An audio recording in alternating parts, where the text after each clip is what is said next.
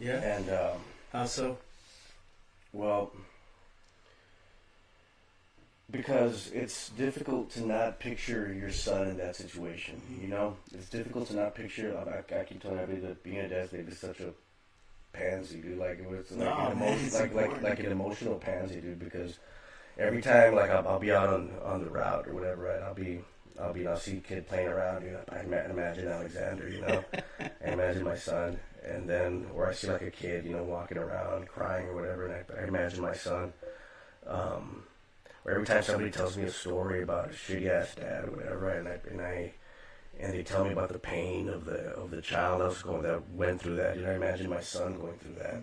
Or I mean, it's just so easy in my mind to like imagine, to switch it around, like to sympathize, like imagine my son in there, dude.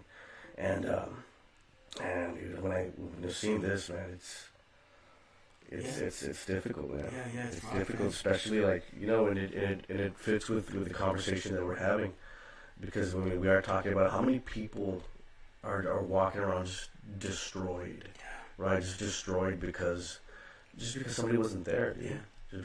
Just because somebody decided to walk out, or to not be there. I mean, just to not be there. It's like that story I told you about the man who was going to be a dad, right? And he was super excited about it, and he was nervous at the same time, and anxious, because you know being a dad, it doesn't come with instructions, man. It doesn't come with a manual, you know.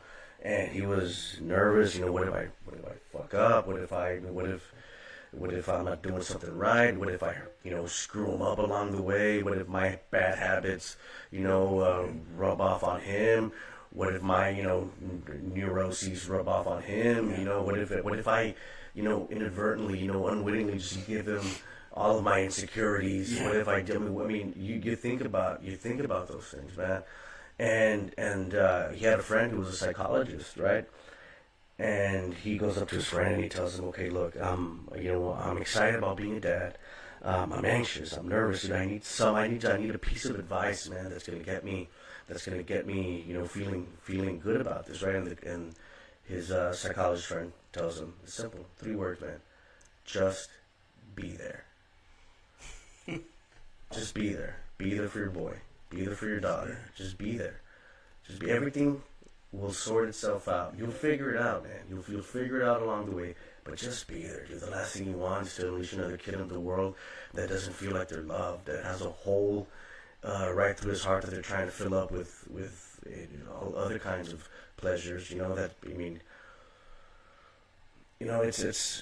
one of those things that we talk about, where we talk about the valley here, South Texas, where the fatherless rate's up like around 40% in some places. That's almost 1 out of every 2 kids, man, walking around with a hole right through them. People always get offended when we talk about this kind of thing. The mother or the single parent always gets offended because they always feel like we're putting a judgment on them. Yeah. Right? But it's not about you. It's about the facts. It's about this isn't. There's consequences to behavior. Yeah. You don't have to be a scholar to know that there's consequences to everything that we do, Yeah. right? And when being a parent is some of the most consequential things, and we really have to re-examine the value of being good people to our little people, man. Yeah. And just like I said, just being there, But yeah, dude, I wanted to show you that because I know I brought it up last time. I didn't know if you had seen it or not. Yeah. But It's I a thought it was beautiful something. piece, man. I think it's gone around Facebook, and I've had my fair share of tears because it hits right in the feels, man. One thing that he said at the end, I know we couldn't hear it, but I'm hoping they could.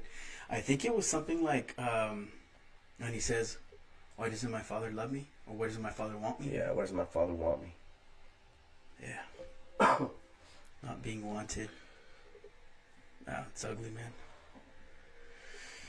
Oh, man. Yeah, man. And I was watching something else along those lines the other time. They were doing, it was a documentary. It was a documentary about kids, who who were growing up without dads, right? And the reporter was asking the kids, okay, so what is one if you could ask your dad one question, and you knew he was watching this right now, what would you ask them? And the one question every child, dude, I mean, you're talking about 4 or 5 year olds all the way up to teenagers. The one question they would all ask: why don't you love me? Yeah. That's the one question, dude, that just kept coming out. Brother, it's so sad, man. I'm gonna tell you a quick story. I talked to this one of my buddies. He wasn't my friend then. I knew him as an acquaintance on Facebook through another friend. But one day he wrote something on Facebook, and it was very awkward or off of him to write something like this. I knew him that well, enough to know that he was a faith-filled man. But everybody, has their moments. Unfortunately, he had his moment while I was around. So I wrote him. I said, hey, man, you said get in your quiet spot and spend time with the Lord. And I know I talk about the Lord a lot. I do. I'm sorry. I love him. Oh, it's all good. He says, hey, bro. He says, man, dude. He's like, I do everything at my church. I do this at my church. I do this at my church. And he's like, bro, the men just aren't present, bro. Oh, there's mostly women. Like, the men are never present. They never step up to their role. And not just the church, but come think about it. Men don't like to step up to the role at all, man. I know we're selfish. In general, we're just selfish people. It's just this is the way we are.